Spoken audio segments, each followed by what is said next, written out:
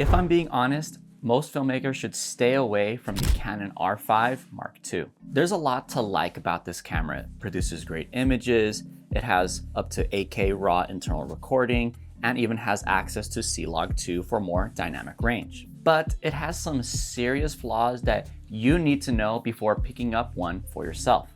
So here are 4 reasons why you shouldn't buy the Canon R5 Mark II as a filmmaker. Hi, I'm Bruno Pozo, a full-time commercial filmmaker here in Bend, Oregon.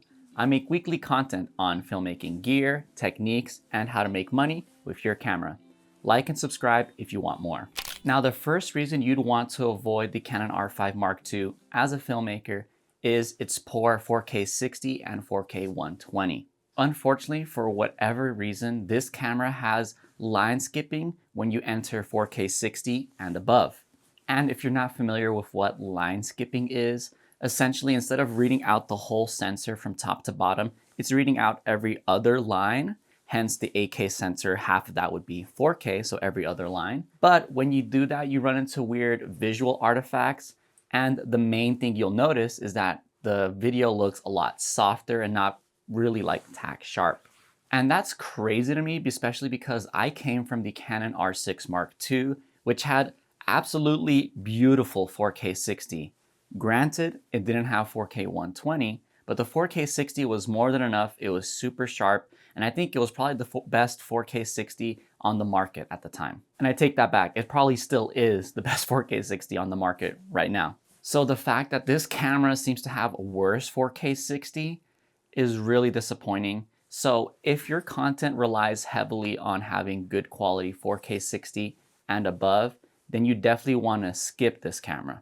Now, the second reason you'd want to avoid this camera as a filmmaker is if you do long form content or live in an area that's pretty warm, because unfortunately, this camera does have an overheating issue.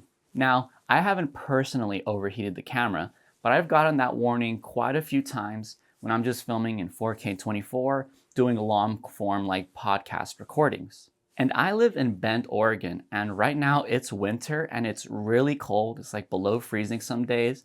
But if I shoot long enough outside, I still get that warning, especially once you enter 30 frames per second or above. So I ultimately was kind of forced into buying the cooling fan battery grip for this camera. And that's another $350 on top of this $4,300 camera. But more on that price issue later. So if you're a filmmaker that's going to be recording long sessions, especially if it's going to be all day, like a sales training or some sort of event like that, then you're going to need the cooling fan. And even then, it might not be enough, especially if you're filming in 4K 30, 60, or more. I will say though, if you do short clips, like you're just capturing a minute here, 30 seconds there, 2 minutes here, I haven't had an overheating issue whatsoever when I operate the camera that way. But for these continuous takes, like even this YouTube video, if it ends up being 20, 30 minutes, I will get that warning, even with the cooling fan set to low. So it's just annoying and, like I said, just sort of disappointing that this camera seems to be a little more heat sensitive, even when compared to my old Canon R6 Mark II. Now, this next problem has been something that I've noticed the longer I've used the camera, and that's because it has a really buggy operating system as of right now. Canon has released a firmware update for this camera since its release, and it has solved some of those bug issues I used to have when I first bought the camera.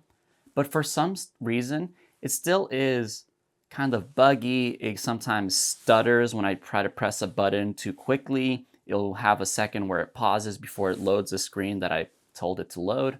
And when I'm shooting an event such as a wedding where there's no time to waste between grabbing my camera, hitting record, those little hiccups really worry me.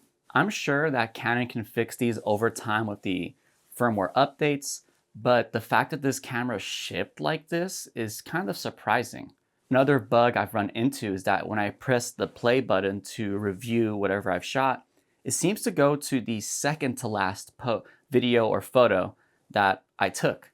So it's never actually the most recent one, which is weird, and I haven't been able to figure out why. And I posted it in a forum, but no response yet. And when I compare it to my Canon R6 Mark II, which when I turned it on, pretty much loads up immediately. The Canon R5 Mark II, when I turn it on, definitely takes an extra like second, maybe half a second longer. And once again, if you're trying to be quick on your feet and you need the camera to be working as fast as possible, it is a little frustrating and annoying that this one seems to just stutter ever so much. Now, considering all this, this is why I also think that another reason why you might want to avoid this camera is because I think it's overpriced for what you're getting. I mean, just think of it this way. The body alone is $4,300. And when you compare that to other cameras on the market at that price range, this one's really lacking in features in a lot of ways, especially when you consider all the bugs and issues that I just previously mentioned, like overheating and things like that. It's frustrating. I can't wholeheartedly recommend this camera to people when I know that these are big issues. And so this is why I created the video that you're watching right now, because I want people to at least know what they're buying into when they get this camera. And look, that's just if you're getting the body alone. As I previously mentioned, if you want to use this for longer sessions and you want to sort of proof this from getting overheated, then you need to buy that cooling fan grip, which is another $350. So you're at $4,650.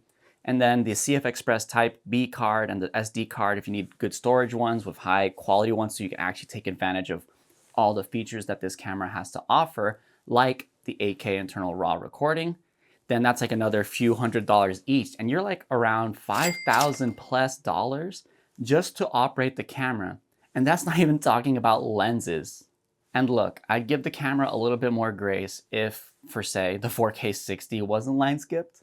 I think that would make me a lot more comfortable with maybe recommending this camera, because those other issues I do think are solvable and there's workarounds for them. And as the camera continues to get firmware updated, then those might become obsolete. But the 4K 60 is just so frustrating to me.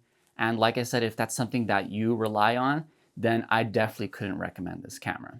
If you really want a good camera for 4K 60, then you really should go with the Canon R6 Mark II, which is $2,000, I think. So you're saving like half the price of compared to the Canon R5 Mark II, and you can get better bundles with that.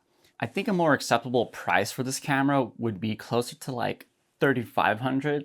I can kind of accept that, especially because there are a lot of things to like about this camera, and that's something I'll share in my next video. But what do you think? Is the Canon R5 Mark II a good deal for filmmakers? Let me know in the comments section below. If these flaws were not deal breakers for you and you're still interested in the Canon R5 Mark II, then you should check out my Canon R5 Mark II cinematic guide here. Thank you so much for watching all the way until the end. I appreciate every single one of you who do, and I'll see you in that next video. Peace.